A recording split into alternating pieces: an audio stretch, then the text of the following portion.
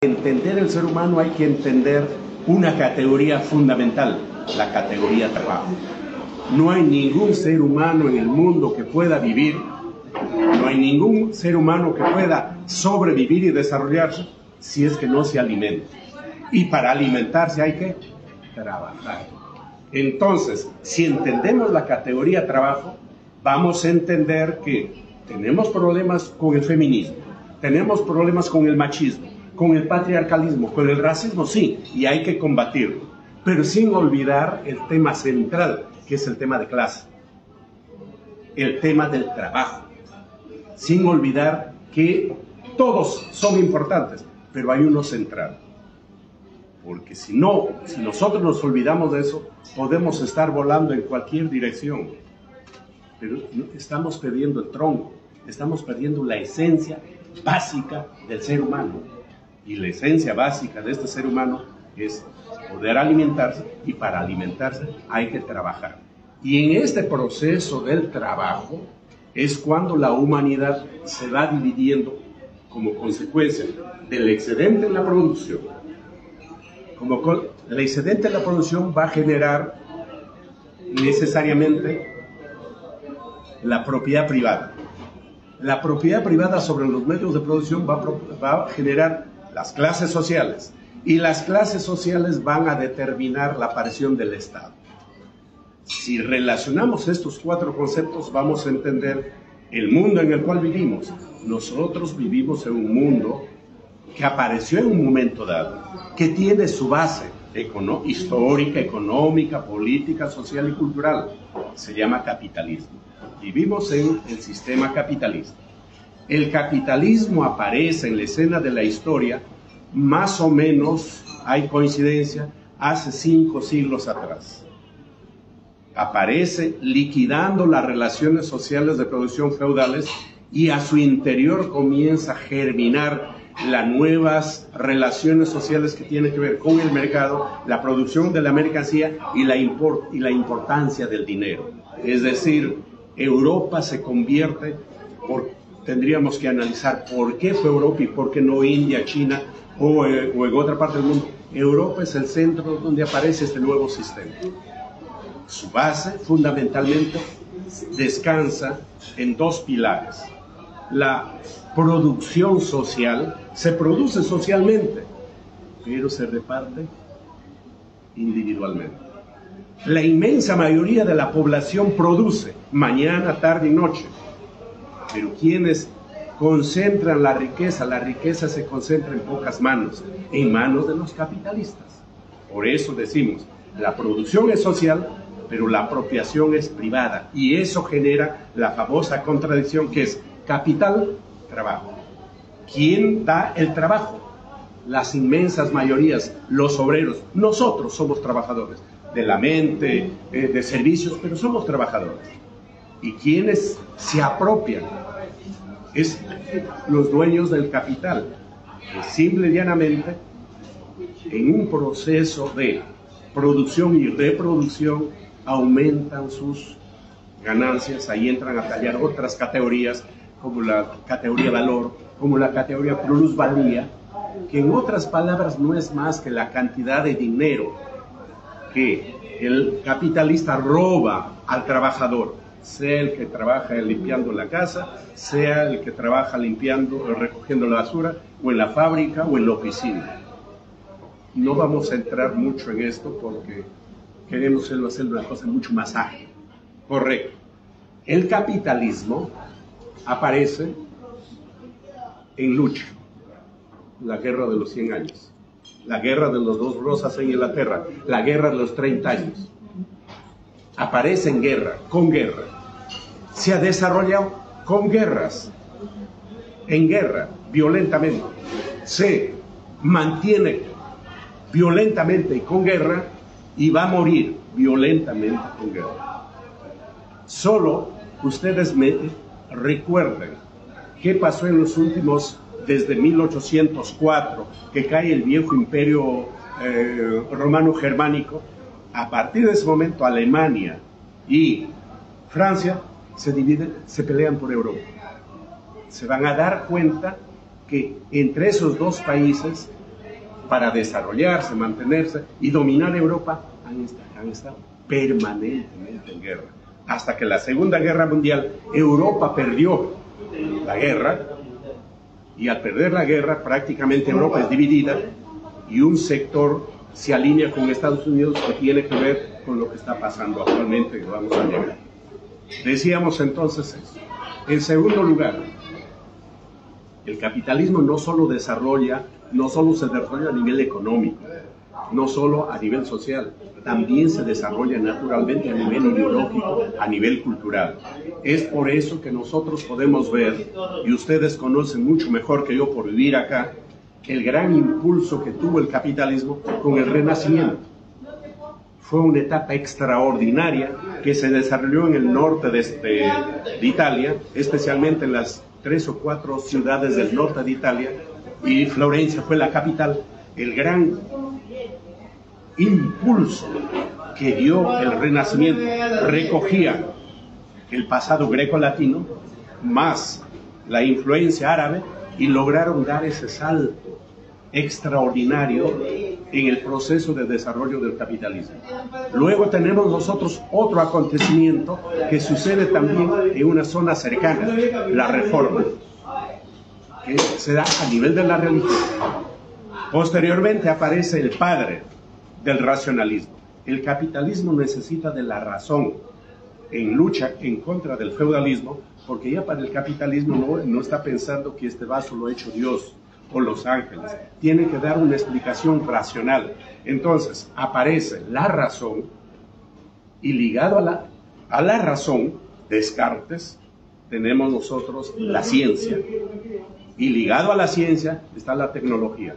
Esto que tenemos acá, por ejemplo, es tecnología, producto de la ciencia, y la ciencia es producto de la razón. La ciencia no es producto del mito, no es producto de la religión, es producto de la razón. Y la razón está ligado al pensamiento, y el pensamiento es filosofía. Tenemos entonces pensamiento, filosofía, razón, ciencia y tecnología. Ese es producto del capitalismo. El capitalismo jugó un papel extraordinario en el desarrollo de la humanidad. En tiempos pasados, a las personas curanderas o algo por el estilo, se les decía brujas y se les mataba a las brujas. Las brujas nunca existieron. Es una construcción mental del poder de los estados, de la Iglesia Católica, para liquidar a cientos y a miles de mujeres. Tengamos presente este tipo de cosas. Y por último, el último hecho, hemos mencionado 4. Las 4 R's. El Renacimiento, la Reforma, la Razón y la Revolución.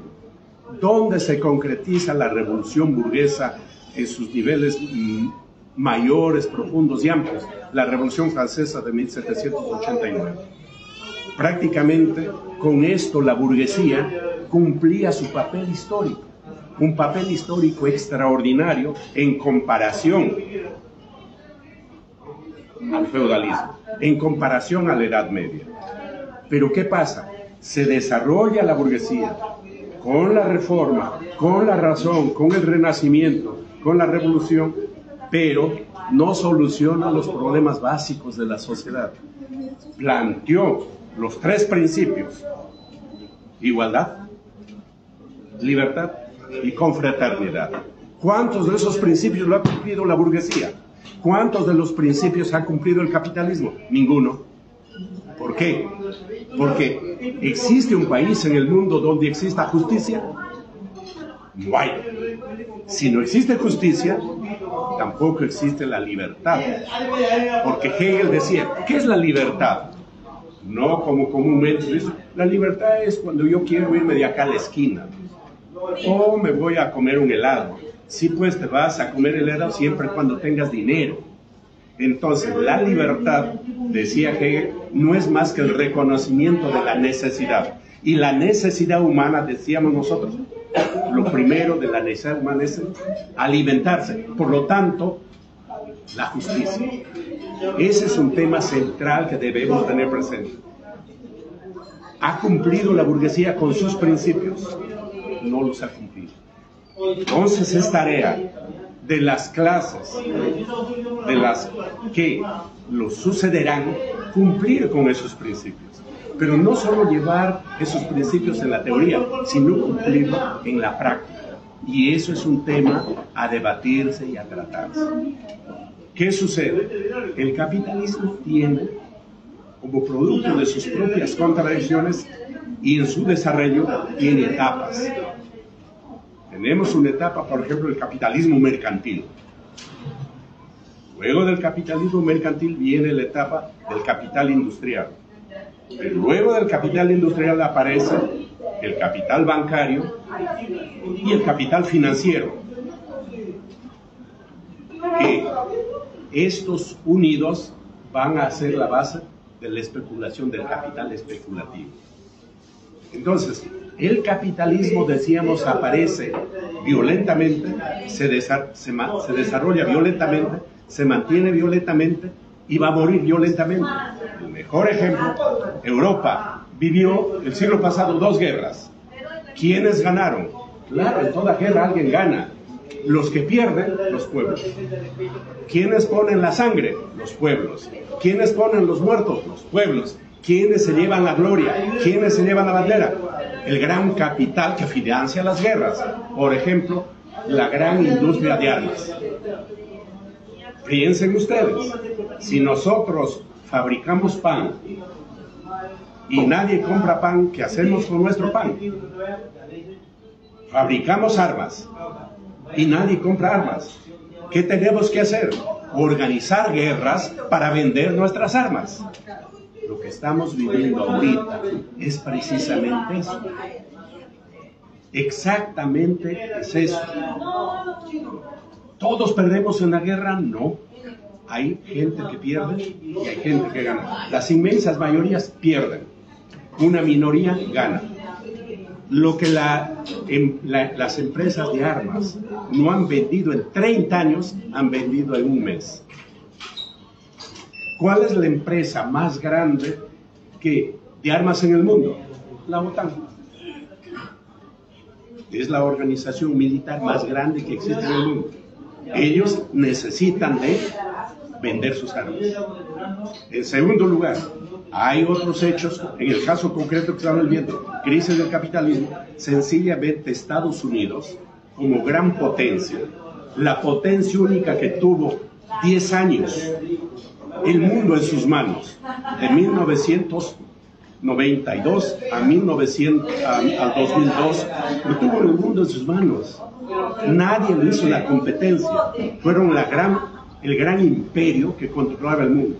Pero ¿qué pasa? Todos los imperios caen producto de sus propias contradicciones internas. Entonces, Estados Unidos tiene 2 problemas actualmente. Uno, un problema de carácter económico. Es decir, no se recuperan de la crisis del 2008. 2, ellos gastan más de lo que tienen. El Estado de los Estados Unidos está totalmente endeudado a privados, porque solamente, y Trump lo dijo, no queremos ser más la policía del mundo, no nos interesa la OTAN, que la vieja Europa se la vea por su cuenta, dijo Trump, porque Trump representa los intereses de la otra facción de la gran burguesía norteamericana, mientras que los liberales, con Obama y la Clinton y el actual, representan principalmente los intereses de la industria de armas. En el gobierno de Trump, ¿cuántas guerras se organizaron? Ninguna. Pero en el de Obama sí, en el actual también. Entonces tienen problemas en que siguen siendo la policía del mundo, tienen 700.000 bases militares en todo el mundo. Mantener ese aparato cuesta mucho. Es por eso que el Estado norteamericano está endeudado. ¿Y quiénes han comprado la deuda de los norteamericanos? Los chinos. Los chinos, desde el tiempo de Mao Zedong, han acumulado una cantidad de dólares. El día que los chinos sueltan esos dólares en el mundo, la economía norteamericana, el patrón, porque los cambios se dan a través del dólar, no del patrón oro, la economía norteamericana se va al suelo.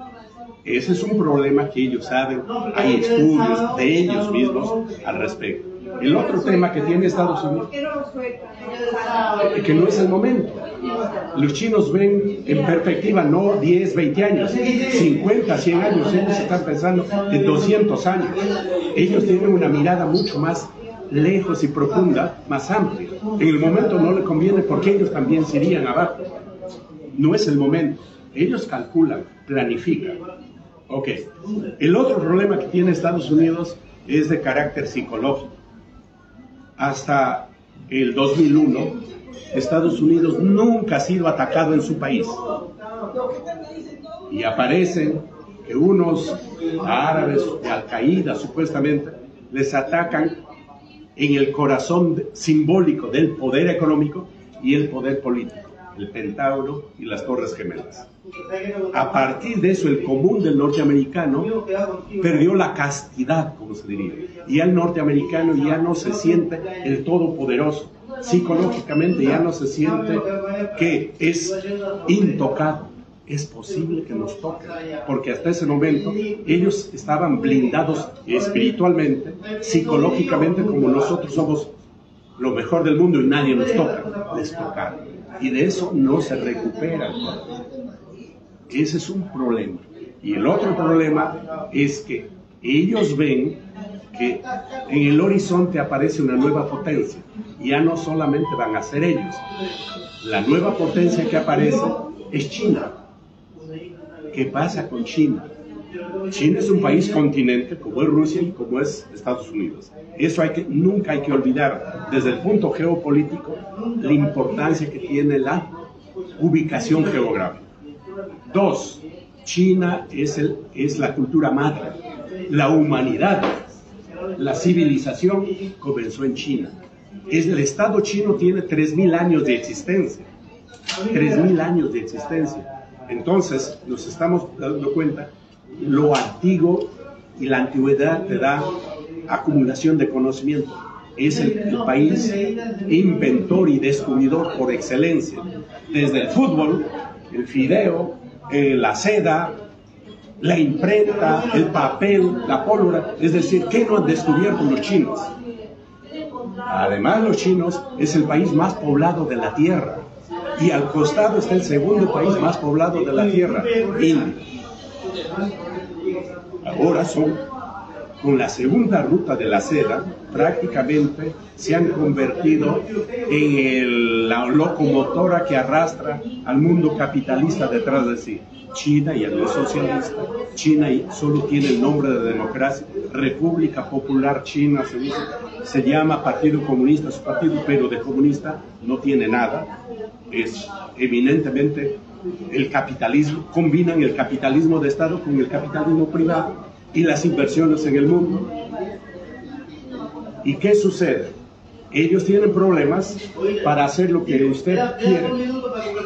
Para ser el nuevo dueño del mundo, la nueva potencia, no solo se necesita ser un imperio económico, se necesita algo más.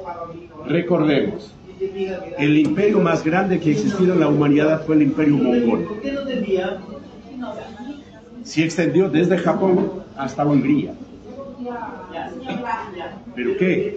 Fue un imperio militar, más no económico, más no político, más no cultural. Prueba de ello es que queda del imperio mongol nada. Distinto fue el imperio romano. Fue un imperio militar, geopolítico, económico, político, militar y cultural. Nosotros estamos hablando una lengua romance. Es... ¿Cómo? ¿Cómo?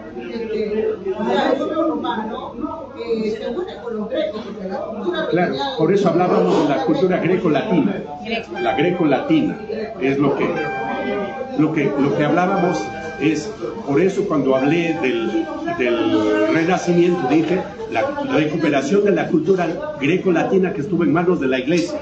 La Iglesia ha jugado un papel nefasto, ya que 12 siglos de existencia escondió sus conocimientos greco-latinos. Gracias a los árabes que lo han conservado, se retoma y tenemos la matemática, la física, la química, etcétera, etcétera. Pero volvamos al punto. Decíamos eso. China tiene sus problemas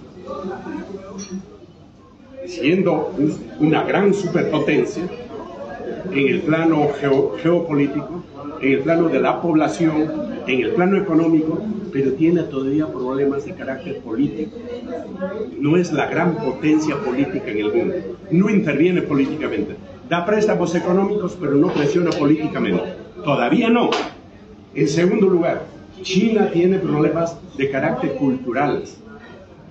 Se tiene que ver cuál va a ser el idioma, lo toman al inglés, qué cultura se va a desarrollar en el mundo, porque nos guste o no, en el mundo, especialmente europeo, la cultura que se ha impuesto es la cultura yankee, la cultura norteamericana, el cine, la televisión, la música, los jeans, el McDonald's y todo eso es la tecnología, la investigación, es todavía norteamericana. Los chinos están en ese proceso de desarrollo. ¿Cómo? No, pero no tiene tanta importancia como el McDonald's. Pero es ese proceso. Entonces, esto seguramente va a durar, me imagino yo, unos 50, 100 años posiblemente, para que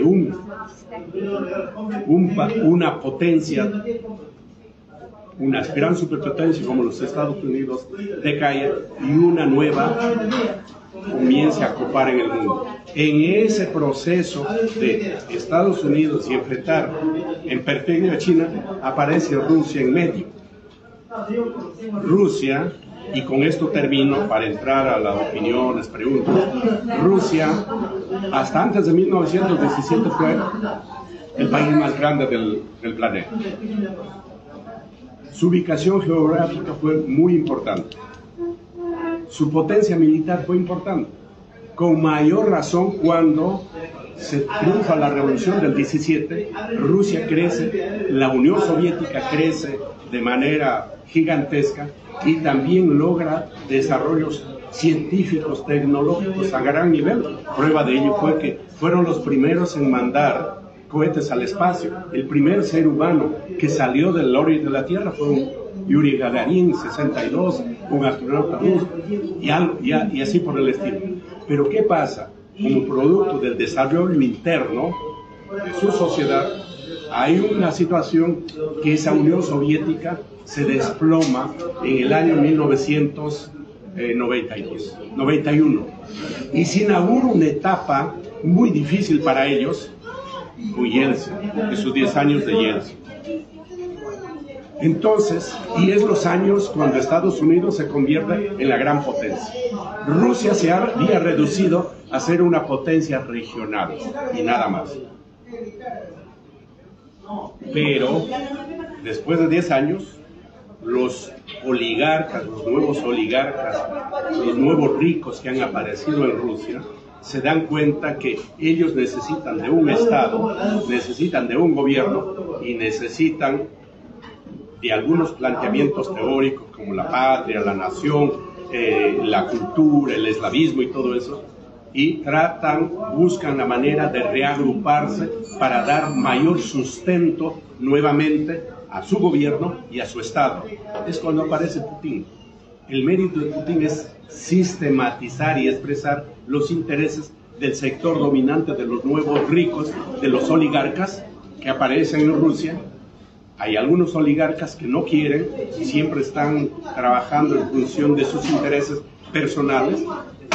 Muchos de ellos están en la cárcel, a otros los han matado. Es decir, ese proceso, y comienza Rusia a ponerse de pie desde el punto de vista geopolítico, es una potencia, desde el punto de vista militar es una potencia, económicamente no están al nivel de Alemania, Inglaterra o Estados Unidos, industrialmente tampoco, pero tiene algunos elementos claves, como por ejemplo el gas, como por ejemplo el petróleo, como por ejemplo los abonos, como el carbón y los granos. Es decir, es importante, y su relación con Europa era bastante fluida, además de ser una potencia militar, nuclear mundial. En este proceso es cuando los norteamericanos ven ese fenómeno y Ellos no quieren una Rusia fuerte, poderosa, quieren una Rusia domesticada para que cuando tengan que enfrentarse a los chinos no tengan de qué preocuparse, porque ellos temen la unidad momentánea posiblemente entre Rusia y China, y ellos no tienen ninguna chance en ningún momento si es que intentarían una tercera guerra mundial. Así que, estimados, yo me quedo aquí, espero no haber sido muy extenso y continuamos con las opiniones, las preguntas.